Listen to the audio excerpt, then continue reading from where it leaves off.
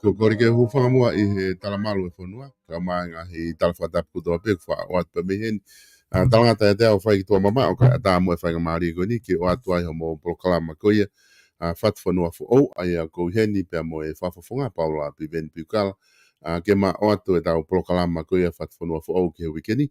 Whatanga be o ku ongole rea tu pe tau POLOKALAMA ke teki mo tolu ki apina. Lava ke tau inasi mo tau wahe wahe. Ai POLOKALAMA ko ia o ahoni. Tata le rea tu foki mo loto fia fia. Mo tolu ku mo o si lava mai ki lotoni ke tau whanonga I he POLOKALAMA ko ia. O ku whawhia fia tau wa mai ko e a ulaki ene o TT7. O e wafe wa tolu whanonga mai I e tau ko ni mi sa anuari. A umai eni ke mahina hon tahawa ko e a ulaki eni tau hoko atu ki ai. Pea ku vave au pito ku hange ko e lau ku longo longo Christmas be mo wha sta umunga aho malolo aho lotu ai tainimi ko ta wa ufo ki tisema ko ngai aho ia whahoko ai he tau ko toa pe ngai taimi ko ia mo tau ngai family ai ene pehe ku fia fia ke te taile rei ai whafafonga I laine lava ke ma whahoka to ai POLOKALAMA piveni malo e tau mau e ahoni pea malo e ngau mihena ku mai lo I pe foki ko e wholau ko na mo whai ki seaina o ku ai ke he tau taimi pe mo ngahi taimi o mo folau holo ai fe mo kin ka ko nga ko ni ku mo tu uta mai ki New Zealand pa ma o fai ngari ko ni ke hoko to ai POLOKALAMA fe ve ke piven fe ve ke pe mo tu nga ku ai a o mai ki New Zealand e pong pongin Malo pe solo, malo mo fora male. Ko ye. Ni mo ta mai ni fa fe na fi. Oui, Pe te ki fo o ki fisi o ta. E o speta polo kalama. O to ki finga ki tonga. oui. To ki o me wa en na e ko ye. Ko ye. Me ga foi la pa polo kalama mo. O se na. Ko Oui, ka ki ko la ko ya. Bueno, hay todo el programa se nahe. No katabe ya kauche tulis pasien ai mato. Ada pong pe pong oui. to kum popo ke pulo ko ya ai mi ke u a a no mata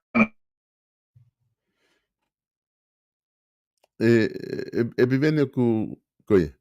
Ko ilo pe mahalo ki vai mai ai neti ko a piveni. Ko inga he ku keke fu toto motu mai ai whamatala ai rea koni ai whafunga. Ka koni ku alpe o mate ki tua. Ka koni mahalo koni te lock in mai koni. Utandon kita ki sayang ai interneti. Ka taim koni tau taritari ai ki he whafunga ko watu whamalo. Lahi apito ki he ngahi kautaha koia. Kuna o sponsor koia. Ngahi POLOKALAMA o ku o atu pemini. Ka kimoa ke utala no ke ngahi ke kau sponsor ko whamalo lahi atu. Ka kimoa dolo ku mo sponsor mai koia ai POLOKALAMA FATUFONUA o pemini Amerika lahi. Pea ke pehe whaki ngahi kautaha koni te hu mai whafunga. Piveni ko utu pepe ku ongo atu he dai nimpe kai.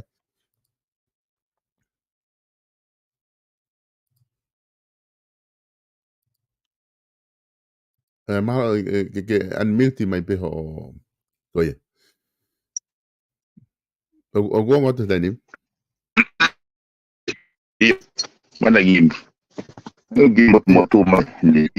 Moto e neti. Eni. Kina moto e lai ne ko inga he ku mena pe alpe o ki vai ma ki vai ai neti me fetu kona ke ai. Ogu ke inga wak pe foi simgati ko ni na ke mi aseria ku iho alholo ku pe Oia. inga ole rei pe Ko sim ia. katia. Ko sim katia de mau ngawe ka do aki me si aina.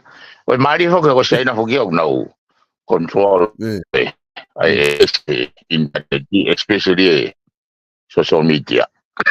ko Ko vale ko ngai honua na mau kawat ke ahi o mau Facebook ave mau mo message ai.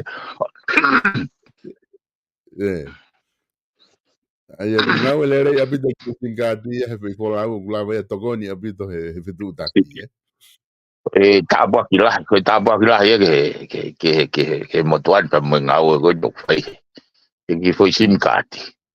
Ko fa malo la ye ki talavo go na nga. Fa ki mai foi sim card. Na ki la va si ko no mawinga ina mai. O sia ngai mai fola go ni. Mawinga. Great. Kai ke te ngata he mea ko te hai ngati. Oia, kai te toi ho ha holo he alos como sinkati mo ngai mepe. Te lava pe ko te toa pe ka fonua u te lava. Goia. Ko peni te tato ki tala no anai ki he mo ai ko ni ki seina. Tato ki foki mai ki ai anai ka ko lo mo he fai mari ko ni ki taki kamata mo ko nga he ku ki follow ta fanongo ke ngai me tonga. Ke taki si mo ko ha tu unga ko ia ko ai ngai fra ilo ko ia.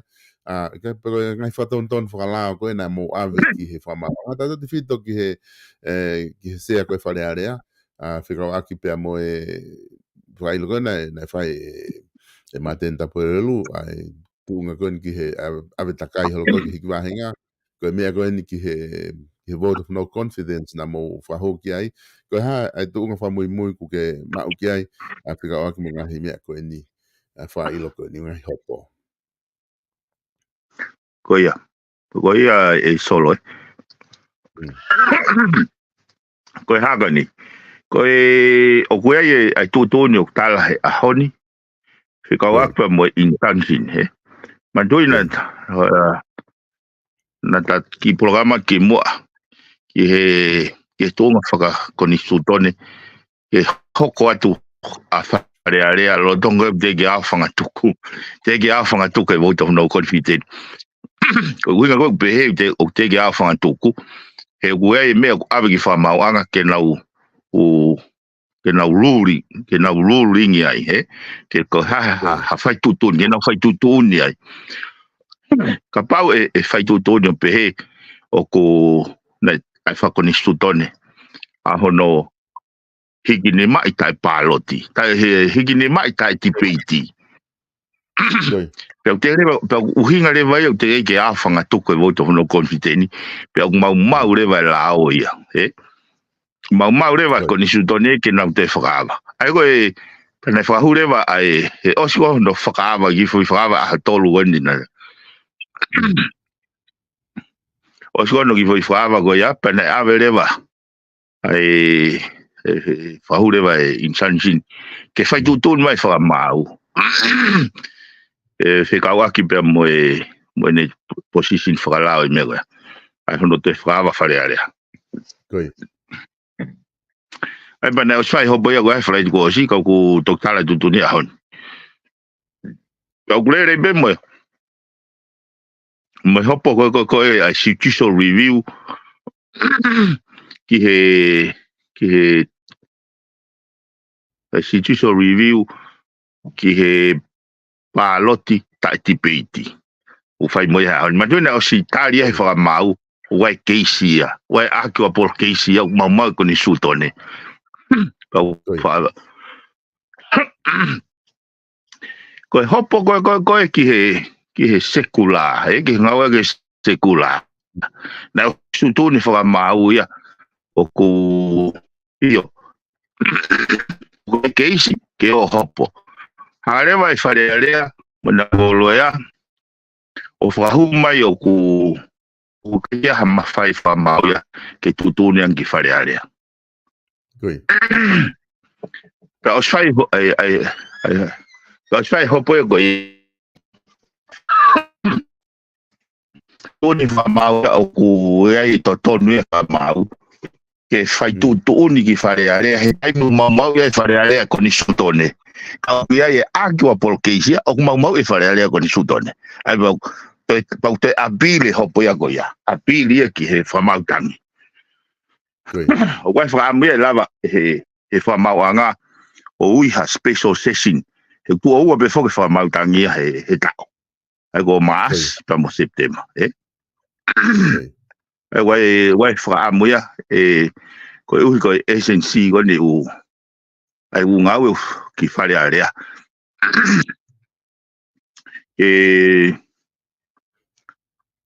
ke hanga he fra mau anga o fra vave hange ko na hanga fra vave i go ai special a bill court session ko ki he bribery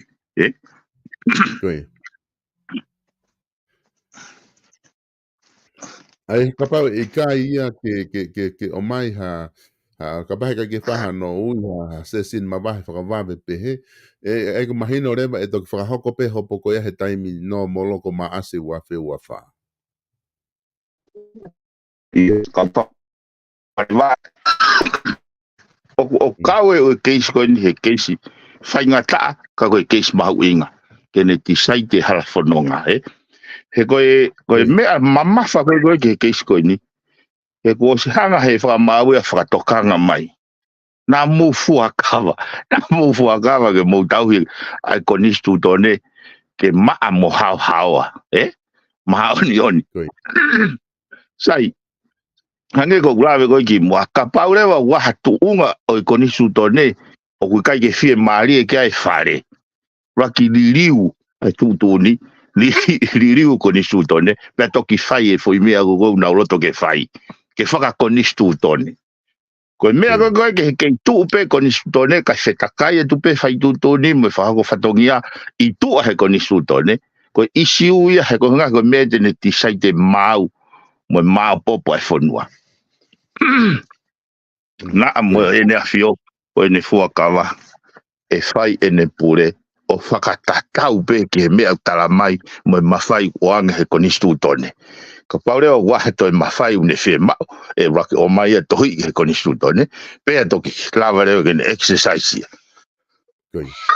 Ai o kawe ai solo. Ngeke ki no ia ngeki I vai tare go ego.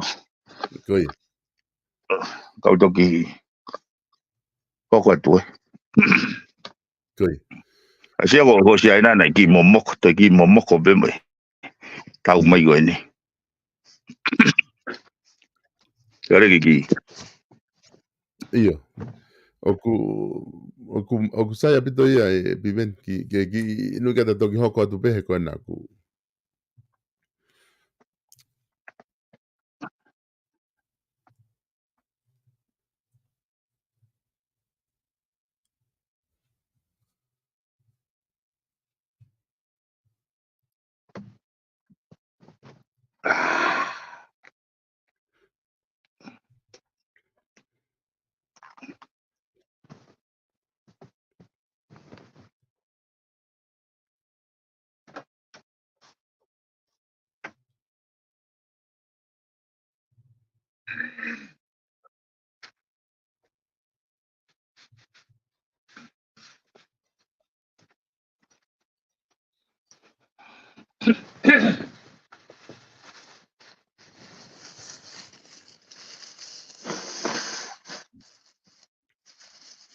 Io sol.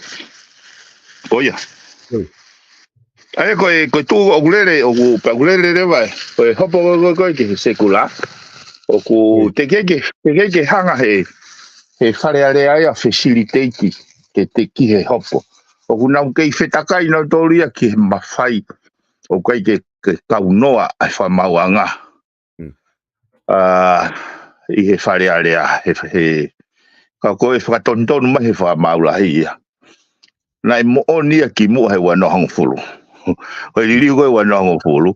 Ko nau mau ina te koni stone pa wai ake o polokeisia pe au kui ai jurisdiction ia ai whamau. Ai unau te abile na te jurisdiction. Koe ahoni o koe oskon hono kurani koe o kui ai ake o polokeisia mau ie. Ai koni stone hikini matai tipeiti. O unau toi ake o mai beai. E foi mea ta taupe. E foi mea ta taupe. E foi judicial review ia. Aia ki au neongo katoa hatoi ngā ue ia ke whakahoko mai.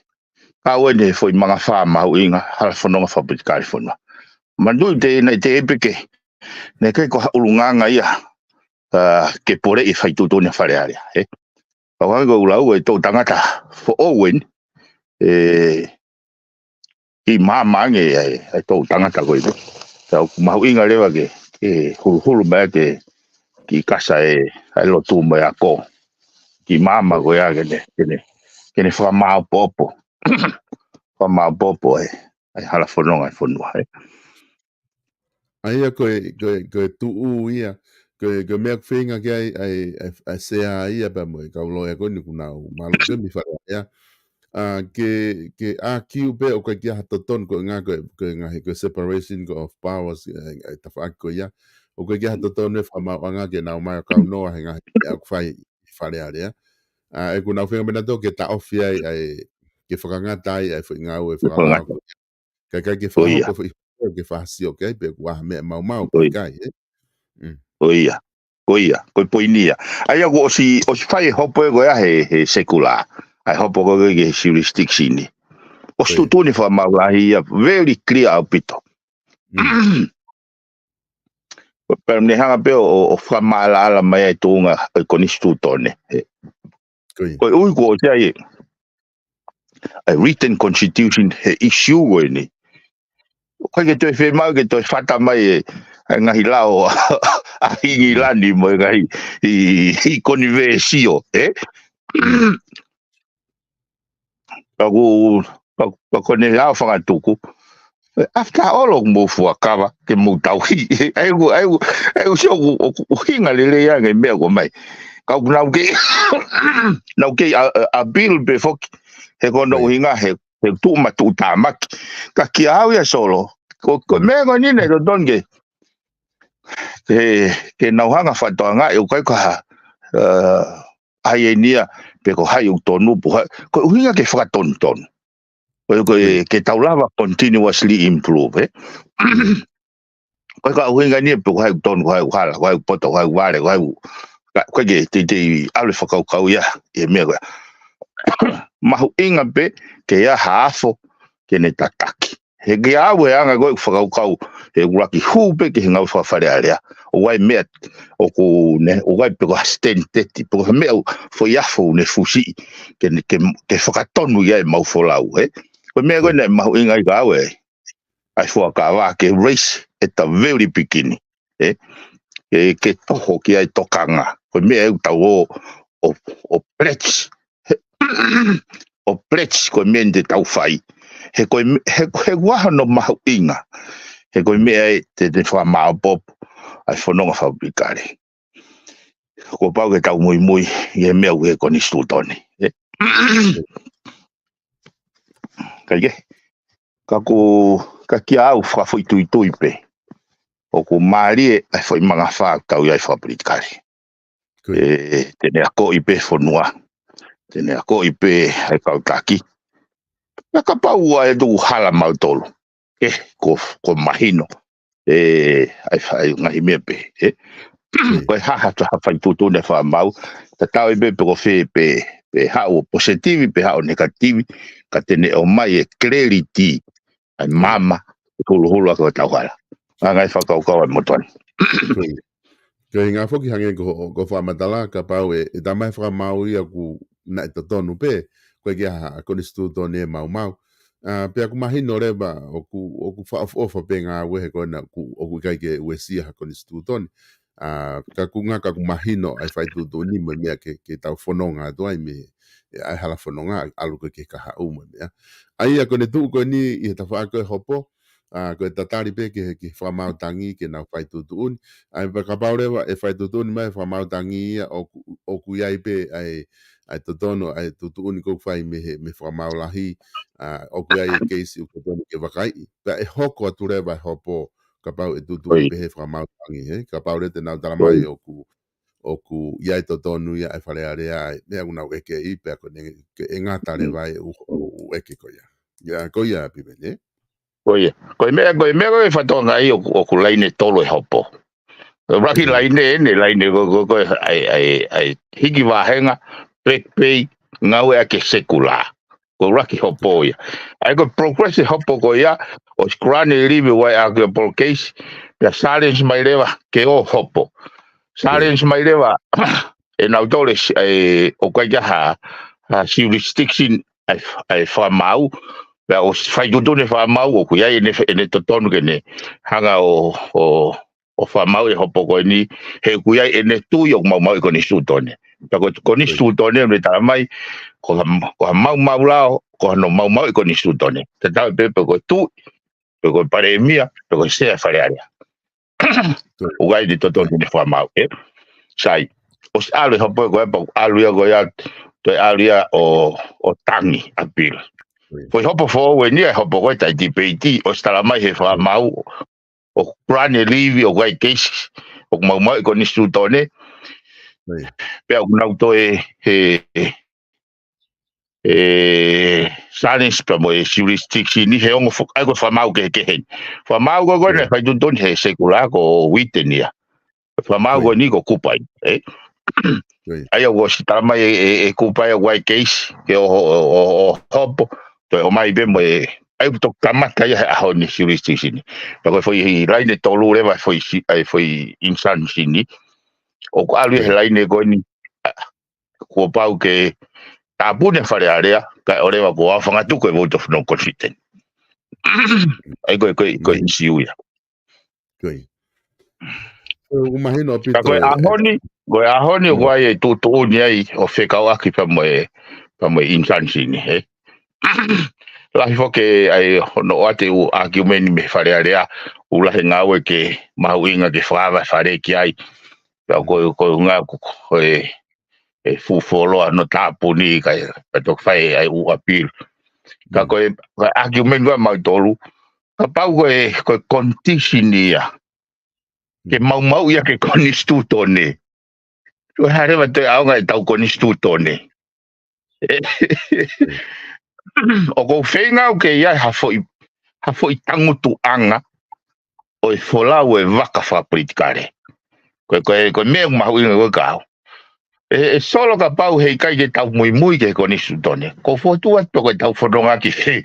Koe hae mea ke ne tataki tau tolu. Ai te tau foki te tau ritiusi leo tau tolu ke he wao ta. Ko ia mea ui ai mawhai. Ko ne whakakau mo ne mohonolo toko e konistuto ne ia. Ai ko nga hanga tupo ula ko whetukutuku mai tau tolu. Me wata.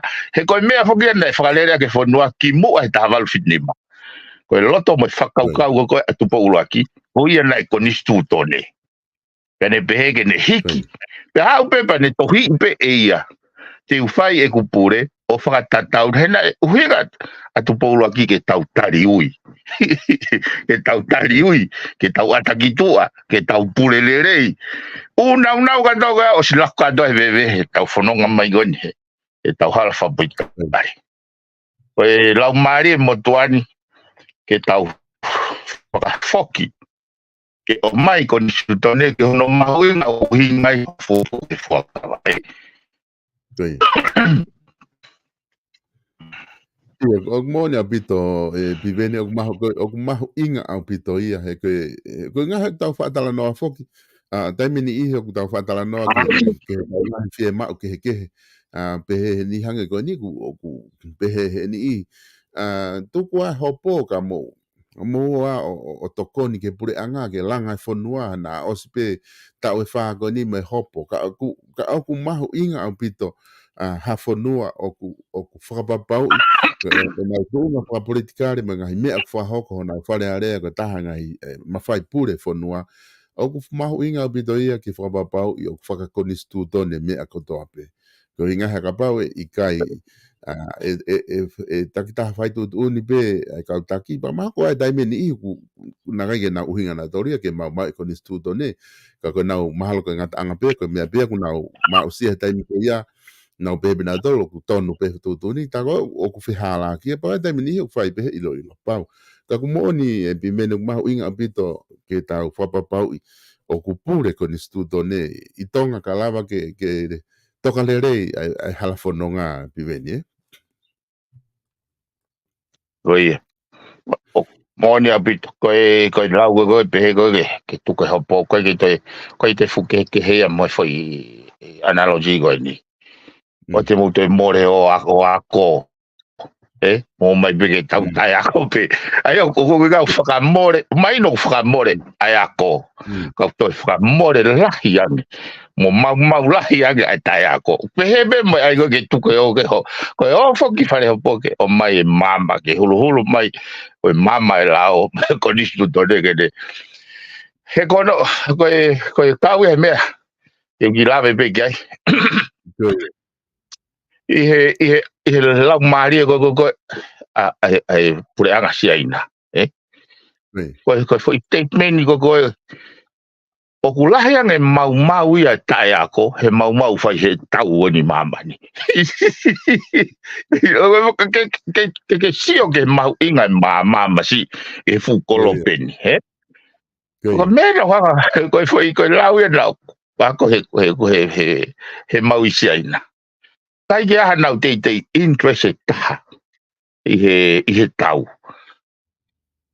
ke pehe ke tau ni sileri ke tau go i ku te ana interest na to pa ko me go mali ko fa matala ko ka seina mo fa to mo to ko ke ha kolonia ya seina ko Britania una kolonia da fe France kolonia da fe America kolonia da fe seina ko na kolonia na to ha feito Ko ke na interest na to he tau interest na to he a ko so ko ten over ko ai fu graduation ko ai university ko sai na homo full million na tau ko to pe homo full million o na pe o mau wa la yang e ta ya ko ya I he tau o fai mamani ai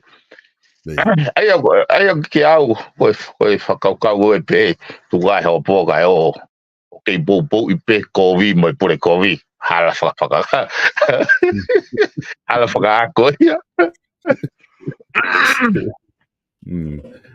Mahino abito ay whakaukau pe ko ke taha nga statement mahuinga kwai me se ai na o tau se atu ke tau piveni Israel mo Palestine mo Lucia mo fefua o ku whakairi fia pe ku te se atu ke he lahe mate pe mo ngahi nau mo ngahi ha tau ko fu me ala ia ke taha tau ha fonua ko taha ngahi me ala lahi ka pa utama sai na ia o ku laka ange ai mau yo kwa he tai ako he tau ko pe ku tau tu o mahino ka tau tolo fi pakau ko ya ko mai sai na ai ko lau ga sei da pen ka ba ke se mau ke mau I ha fonua I don't need war fa ta ya ko I be na ko la ya ke mau ya ko ya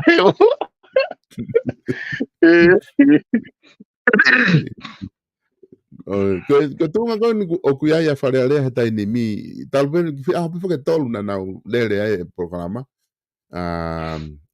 pe nau malolo ko ni ke ka ko ta fa ke ta heta se tu kia yo fa na lava penga we ia a tolu ko ya lava penga we la hina na fa ko ai ka ka pa ko fa pe tolu o nau te foki mai te fa ka pa ta o pe he au ku tutu ne fra mau no fra o singa ko me ana ta fa ko stu done ai nga we ko no te o mai ko hoko atu kan ka ko ta sa tu a pene tol na fa nga we ke te fa fe mau ko ya a ka ki tai ni fo nga we ka ko ha tu nga ku wa ga fa le ta ni mi ko ta pu ni o se ni ta ni pe ko nga po ko fe kis masimo me pe ku le pe hango ta ko si ko ta le me gon ki mo me ta ko si tolo ia I peo hawa I peo au mai tau whare area ka ke tau taha toki waka he tau. Tapuni I peo weekend pa whakawa wika hau. Ko I teke tapu whare area I. Teke ose ai tau whare area ko ni ko tu iau ia. E hange pe ko tau kosio. Tapuni whakawa I me ka whakawa I tu neke patseti. Kai ke. Tuange pe foi siu ke tau te katuai. E mahuinga pe whakamao popo he mga whago ni.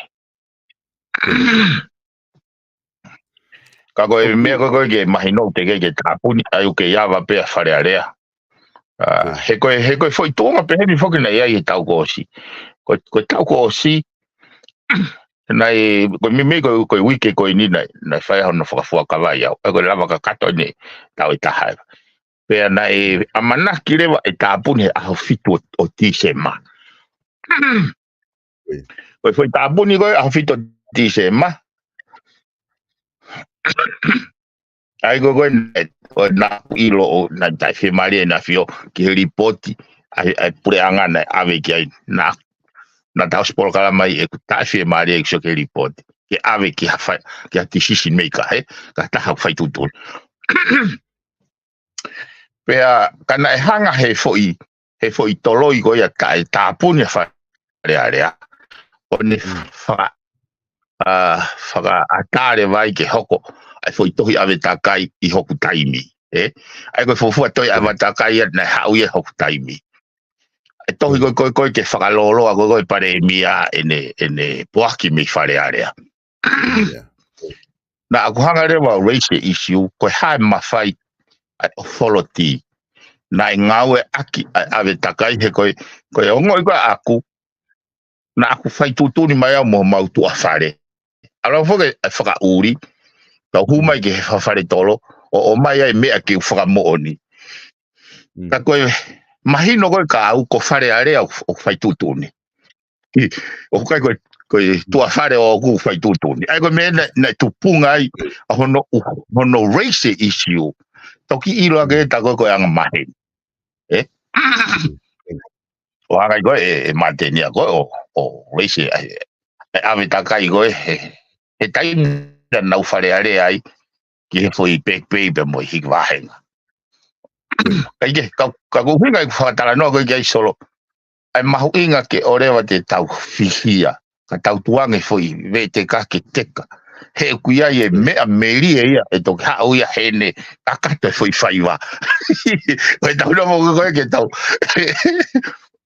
tau toi hihi ke tau ola roto koe e hihi pe ai mahu inga ke au e ai foi ve te ka koe hange ko ni tuwe tai mini koe mau koe a kuna nau te tāpuni o pehe tari ke tau fo'ou kai whaka atae lere e uhopo e tokoni pe ia solo tata be hau malo he ai whare area pe mau fo'i kai ko isi uia gao he koe tau palo pare mai koe tau iri fia he ala ki he isi u o kure vei ai e tau konsenisi pe a kai pe ke tau te lau tolo fai tutuni iri fia pe fata mai ai pe ke te kovihe taimi ke taimi kau mahu inga ai kreriti ia kai lava ke tau taki lerei ka kai e fonua kaya nga ia whakaukau aka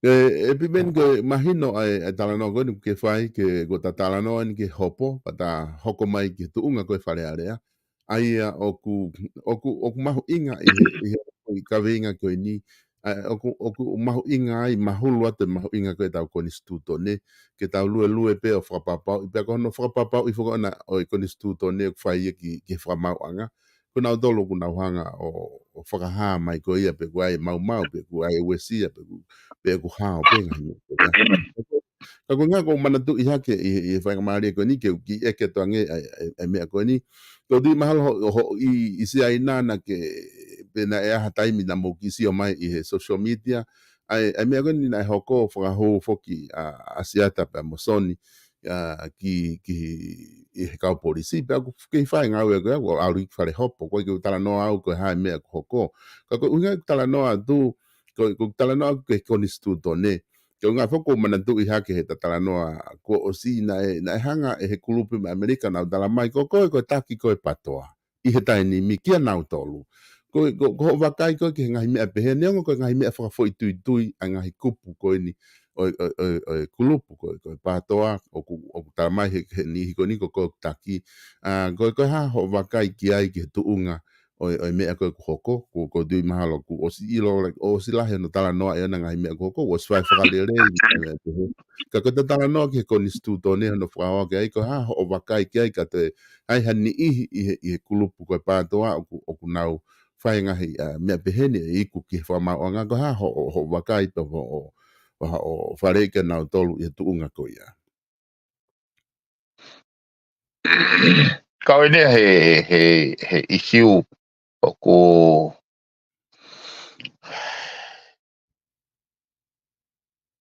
koe na e whai e whetu utaki ange ki au whekau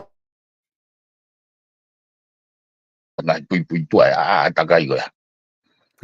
Pea ai nau hoha ake kumi haloea kumi ke koe haa. Ta koe ku whare i koe na e whai. O te mo hoha mo toke o koe tamahe wange pea koe hanori hamatai ka kutahi. Una te mo i lere na mo pe o tokoni ono aga ba waha mo se ni ti mo fa o tokoni ke na ongo family kai tupuange ai fononga e lao ke aloa he ko me pe te nevete te ko no modi o ko te kau e me te fra va ve ki tonga na o mai ho ha me kau po me tonga se kau ki au foki solo ma tu ko fa tala no pe uia he mahu inga ke taulava o to oe to momo to ka ke ta ki to ka mo repo to ka ta ki mo tanga i repo ka tau no fo he me aka i go ku i loto he umo ako taimi dia wa go rau ta mai to ka i repo ai mo tanga i to momo ka ale bo aga ya ma Ai pakai ki umulu boy uvi boy. Kau ki ave boy kau teis ota in chaos pai pe na ka ki ho ha awia he ho ha nge kau po fe kau ak mo.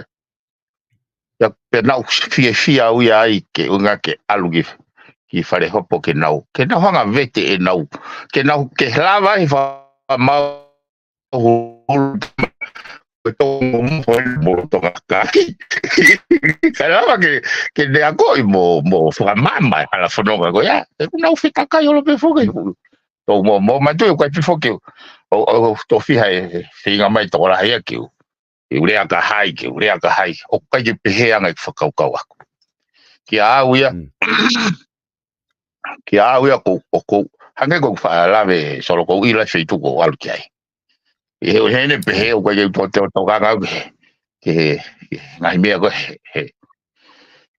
he ko me ando ton ge mahino he fonua ai lau mari na fo tu wa e Facebook e kau alumni ia me he university tala ya america na ki maka tu unga ia ke se ai na fakau ka lava ke nau continuously improve ai ngahi ilo ki he petamento of humanity pena na close to ape me go ya pe au ke foi time na be ko fakau mai mo fa na high school ke tau sia nge ke innovate fakau mai pe toki au mai pe ki muini ka ba de fatonga go na toki muini pe fa ata ke kawa siu mai sentai re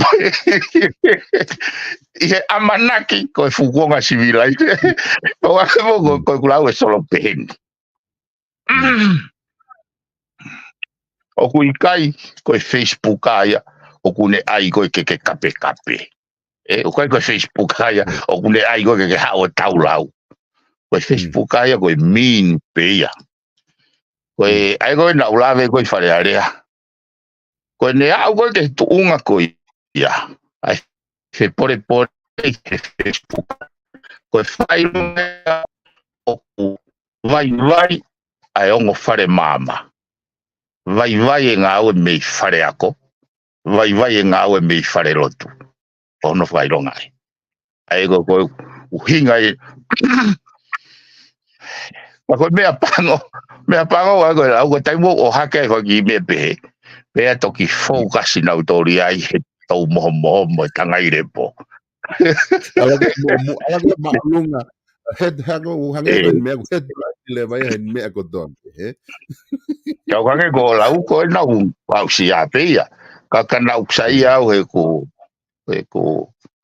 ku si oi fo ku alu ki fare hop ke unga ke lava tokoni ai mama o fa mawanga ke ko ha nei ho ha ai ko ta ka pa na ko puke ha fine matua o fahu te tau ho ha ke tu mai na tor ki tu ko ngo fu so tia ko ngo fu mantau wai pe ai ke fai nga we lao mo mai mo ki se ni ti to to lo ya o ave mai ngo family e na ta na ke ka be ai ko ai nei pe ko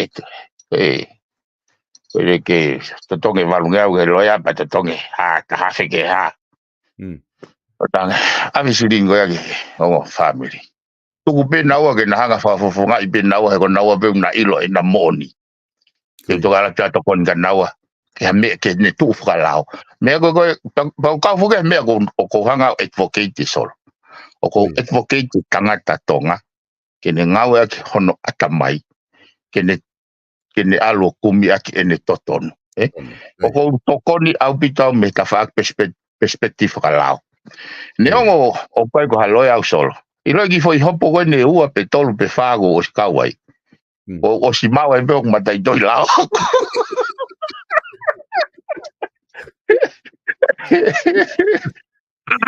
e lau ko fuluka ka pau ko foi taha pe o tau ya hala foi fa me foi ni ma ko ka pau tau ka to be foi fa me foi ni ma pa mai no le vai te o tau ke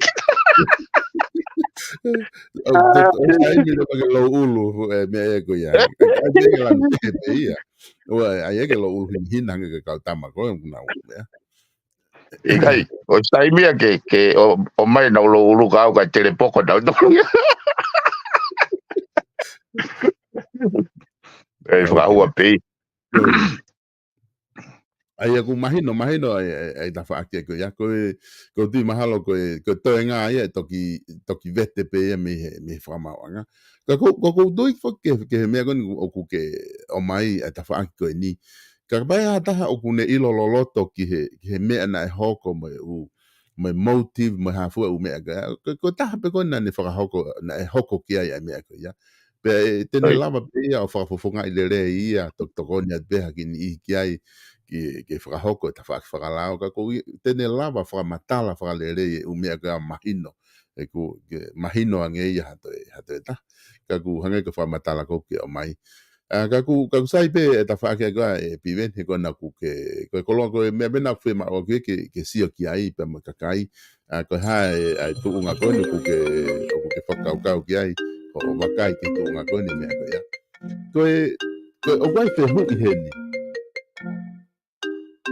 o kwai fe hu he ni o mai ka ku hanga mo ate ki fe hu ko ya ka ki fu mahino ka au ki fe hu i po ko ha ta fa ki ko la fili o ku hinga mai ta ko ni ka ku lo to pe ke hanga o atu ki si ange ki ai pe mahino ka ko ko to na ni ko penifare ne o mai ka ta ke o ki lave mai ki ngai ku pu i lao na e fo tu ke fa pekia he la fili ko ha motive ka ku hinga ko ke ilo ko ke manatu ia ngai ku la ko ni na foto pa ka pa ku manatu ki ai ia io e sol na o sfa hu mai u fralere na to ke la fili ke au I refuse ke tari pe foi me ngari vare fai ka pa ha fralere kai ke ko pro taki be fogene fili kakai ko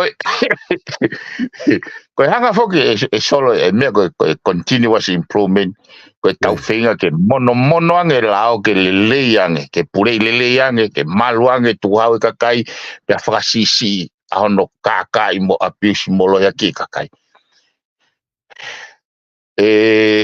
ko lao wena o so mai ka te ge te pire ke fa no tala no ai ka kau e foi mo ngari vare lahi fai he pure anga he ko foi aki pe ko ga he ko kau minista to la hina an sit he pure anga ko ni pero ora to fa mai lao ke to pare manga e to tanga ta hoko sio ke ata mai ne vare kua mo ni ne ata mai e solo ko anga ko ita he sio ke tayako mai ko so tonu ho ke te kai ke ka ko uhinga foki te uhinga e gulawa ko je na wata mai ko vina to ka ko ko corrupt mo fainga kau sio kita self interest ko je na te to kai mai kakai he fainga faulawa ni ya I completely refuse it so why I for to mai ko tu ko tai mini nei ke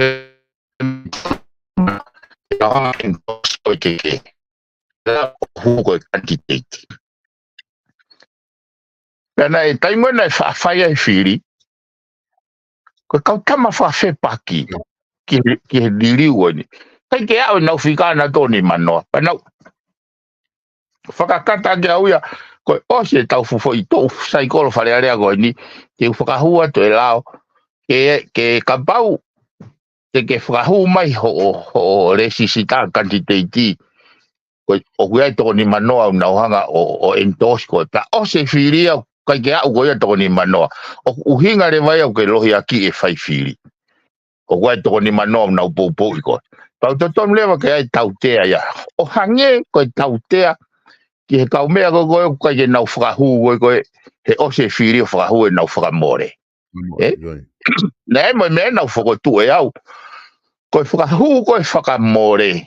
O to tonu ke iai foi process ke ne verify.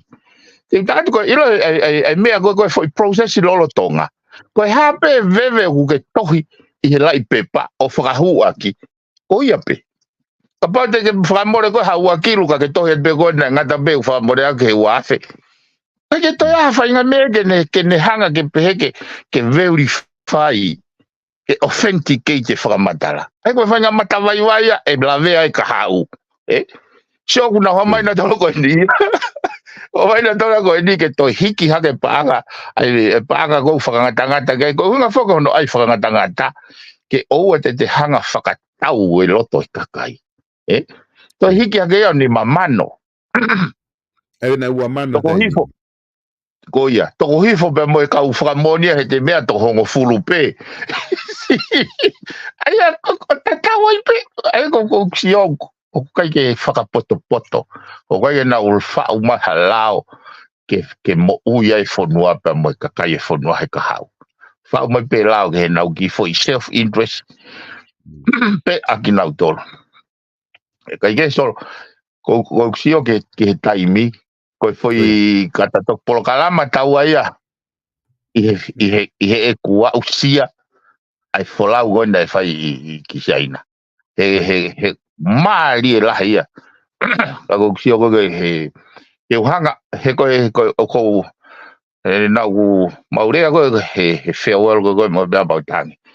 Wai e popular saying ia me he wesi te me scientist I loa ko Einstein. Coincidence is how God want to remain anonymous. Pea o ko whakamalo I ai ke pureanga sei na e nau whaafe. O lava I o kawa e motuani. Ke wako ai o mahino I e nau system pathway to modernization.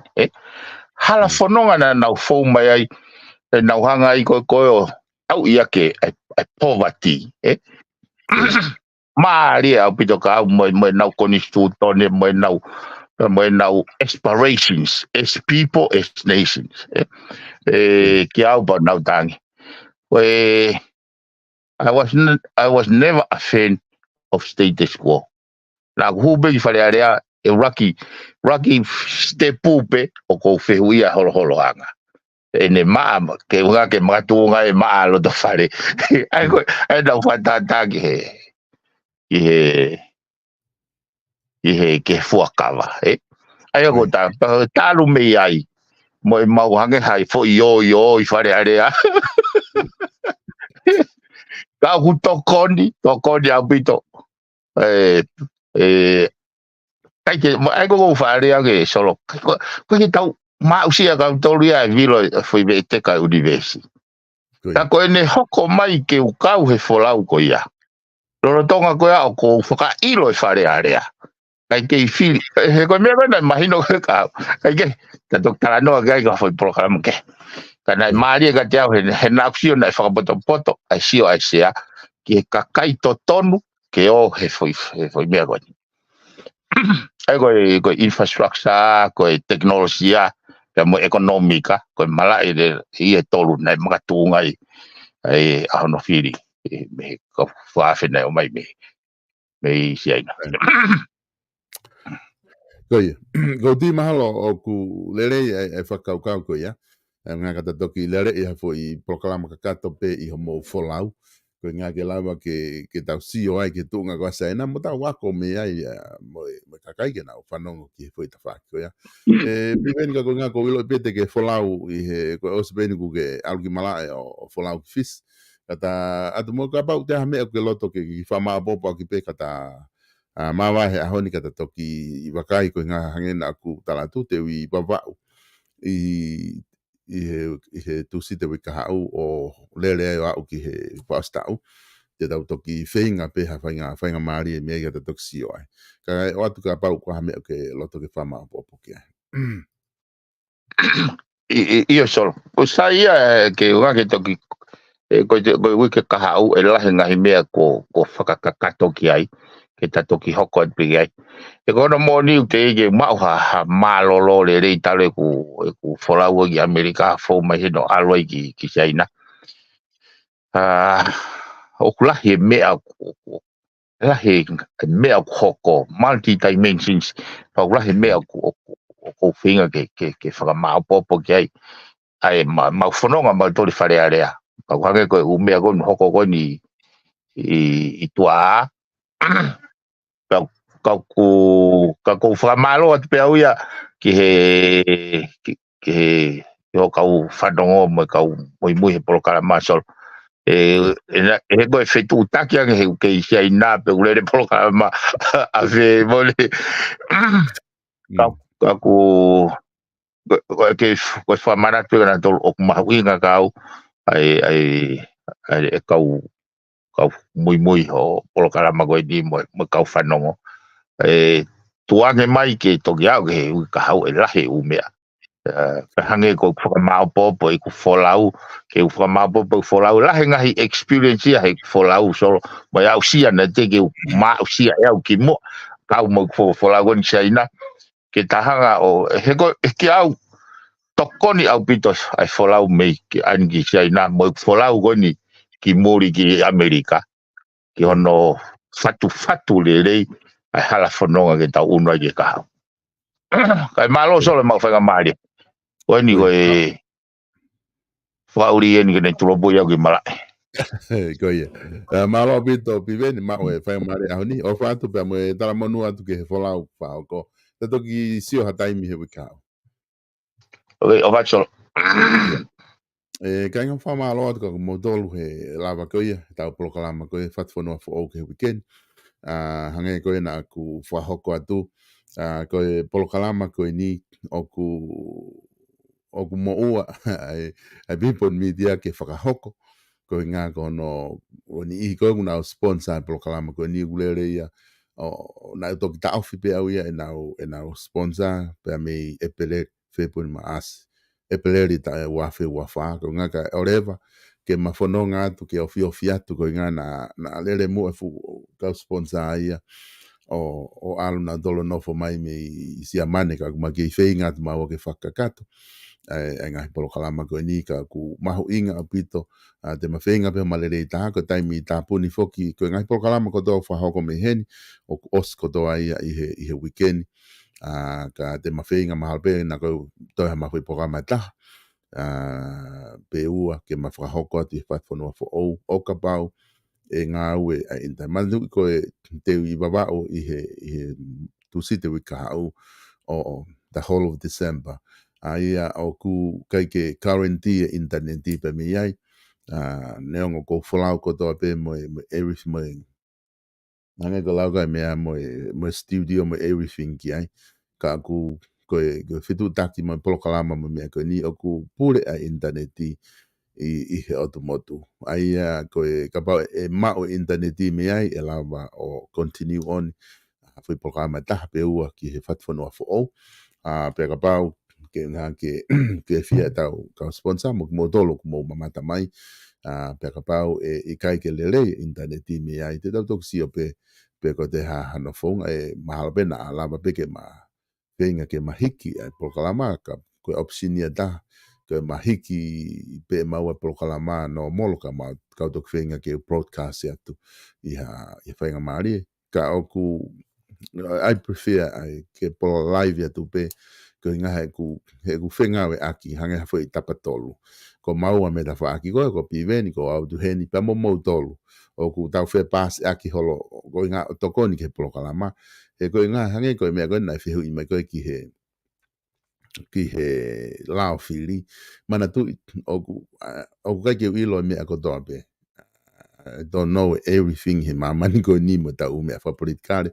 A webe ume ni hi o kai ke wilo ko ke aku ilo ya ku ki ai ko fehu ko na o mai ko to da ko ni na waka pe ki ai o mahu inga ai fehu ko ni he ka nga aki mo fili neongo o ku kai na kai ke ilo au ko hai ai la ko ya kana ku loto ke pas ke fa fo fonga pa ko na ta ko ne ilo pe ia o ne tali atu ai la ko ya ka ko hinga ko no le ia ko time live ya POLOKALAMA ko nga o ku tau pasi to tolu o tau pasi pulu i he foi tapatolu ko ia ke piveni ke te au pia mo tolu o tokoni le vai ke tau POLOKALAMA ke lava ke ke lele tau polokalama ko mau pe no hiki ko broadcast pa toki lava o live ya tu ko ngā foke ku os hiki ya pe neo ngai ho pasi mai fo ipulu ke fehu ka ku ko live ya ko live pe fo polokalama na es hiki ke lava ya fa fe pasi ko ya kon uhinga ko prefer ai pe ai umea ke live ko ngā he ku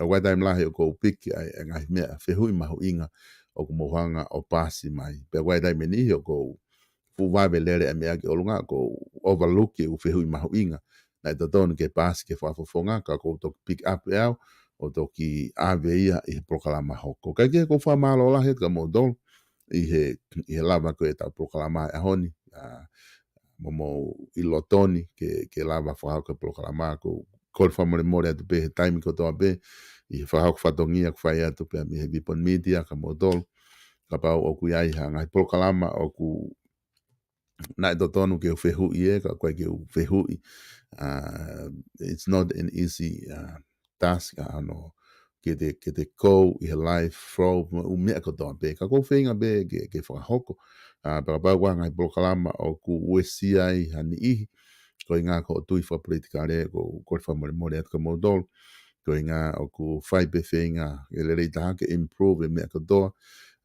ke lava ke tau ataina I ho o I heni o ke whakangata ai ka kai tēnā hu mai sio he tau polokalama. Ta tau beba ke ha ho o tui, mai mea ku ke tu ai o ku ata ai vipon media ke te koe, ke hu mai o kau he tala noa, pa ke hu mai o kau he wahe wahe. At the end of the day, ke kau tonga pe ki tau tol, o ku mahulu hake ho tau ngahi ulnganga whakatonga, mai tau tonga I ngahi anga tau nofo, mai tau hoko atu, o mahu inga ngei he umea ke. Ke koe ko ngai ke tau polokalama ka ko fefa malo lahi atu ke tau ka sponsor malo abito ai ke fataki mai tau ngahi polokalama me Sanuari o wa umayeni ki he ke fra singa ko ni o e tau ni o ku fra malo lahi atu ke te mo to tata te fito ki he tau ke kina tolu ko ia ku nau ngai kau taha o kuna toko ni mai ke tau ngai polokalama I he taimi ko to ape.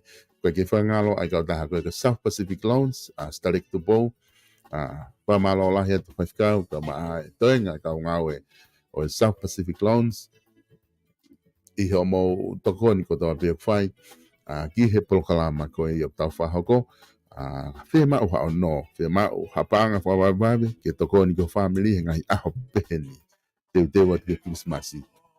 O na ke te sio kehe pe mi he kau taha ko ia South Pacific Loans I he noa balunge au balu hiba balu kia Starik to Bow pe amohan taha pe I he kau ngā weng nau poto le rei pe he whatonga te nau lava pe o tokoni atu kia te koe South Pacific Loans koe kau taha le rei taha ia I he no pe koe ngai mea whapanga te nau lava tokoni ka koe ko uhinga pe he le rei taha pe ku fuoloa e nau whai whatongia ma ho tau kainga Pasifiki pe me kainga tonga I Auckland New Zealand. Ua ki ai. Ki mua ke whakahoko no unau whare I koe. Pe oku totonu ke whakahoko no ko ia pe I kai.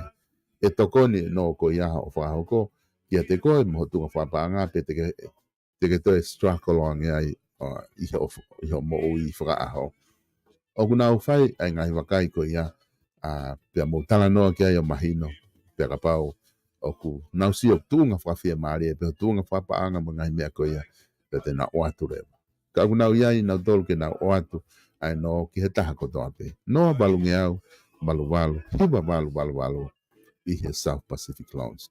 Koe tau kau taha ko ia kau taha wala ko ia koe Page Fashion Store I loto nuku alofa ko tupe ma o whainga maare I he tusi te ke live mai pe me wharekoloa ai ko e telefoni ko ua fitu tolu ni maono mo e walo fitu noa walo ni matolo whaahinga fie mau wala pe whaahinga wala pe ko ke fie mau pe me Page Fashion Store tata te fito ke ngai style ko ia oi kuongani te ke lava mau ia ko e maa daha eni te ke lala mau I tonga katoa I whainga wala ko ia kuna honga o atu te ke whahoa pe ka whainga wala pe ke tala mai ko ma dahan te kala ma o ai i page facing store ko fika telefoni ana wa fitu tolu ni no ko na huta fo o ko stawa tu ki ai hanga ke tau mo pe building pe ke fa da wai pa ba o ku pe ke fufa pa pa pe ha o i he he fi hoda fi ko tu side afe mai ai ke tu side afe ma fa da wai ka te na special na wala ko to be i page facing store i loto nuka lofa ko tau ka baka ai kau dah agak si i moana freight services i mangere tu i Tennessee te ahi babalo i Tennessee Avenue i mangere ofia tu kia te koe fleti te ke lava fitu taki kia i he no wataha no no hiva tolu no kia fleti i he siu i moana freight services i mangere una ave ai utame me no silani ki tonga ki no alofa vavau na faheka mai me kai IC pe mi ai o mai ki heni te na utokoni atu ki ate koe iha fahinga fia ma uta pe koe to taha ena ki fitu taki ai fleti ia no wataha no no hiva tolu no ihe siu i moana freight services te lava o tokoni ki ai so live stream o go about ke fia ma o live stream i Brisbane Australia ku ai hoku te hinates te ne lava tokoni ke te koe ka ke fia ma o live stream i ha feitu pe Australia o si mau au pito pe whana ponenga hi kia ko ia i live stream lava le rei pe ates ke tokoni atu ke te koe ko fia telefoni ena noa wha ua noa hiva fitu wha ni ma whantaha noa wha ua noa hiva fitu wha ni ma whantaha fitu taki ake kia i tene lava o tokoni i koe i he live stream ke kapau ke fia mao ki ha whalani pa whainga wala pe o ne lava o print ai ngahi wala koe ni teunga akapulu teunga ki he putu kapau koe whalani whawha Amerike putu po whalani ke reunion po habe whainga mea o ke fia mao tene lava o atu ai tila ma au i he Royal Ink tahiwa walwha tene lava tokoni i koe i he tūnga koe i Nusilani o ku tu pe mo lau e tau live stream koe ni Nusilani o ku maulawa pe ko lava o whahoko e live koe ia i a whahinga fia mao pe hulu ha o ngahi whaita ha o ngahi katoanga mari pe koe putu pe koe polo pe habe whahinga o ke fia mao ke whaita ai te lava le rei tokoni ke te koe i hele no wataha wa no anima no aono no fitu ku whampe te mo mao hanga hi aho malolo le rei i he toi ngā tukoe ni o tauni e tau toki i whitaula kei pa kapau he ke te lava hapangahi polokalama ka hoko mai o ko ate tala monu ke te motolu ke mo mao ha Christmas fia mo hata fo o mono ia i he toi ngā tukoe ni tauni pea o kape ke mo whauri tokanga ngai taimi koe ni ona ke whakaukau ke whauri kona ki mo tolu koe murini o kui ai mea ui koe upa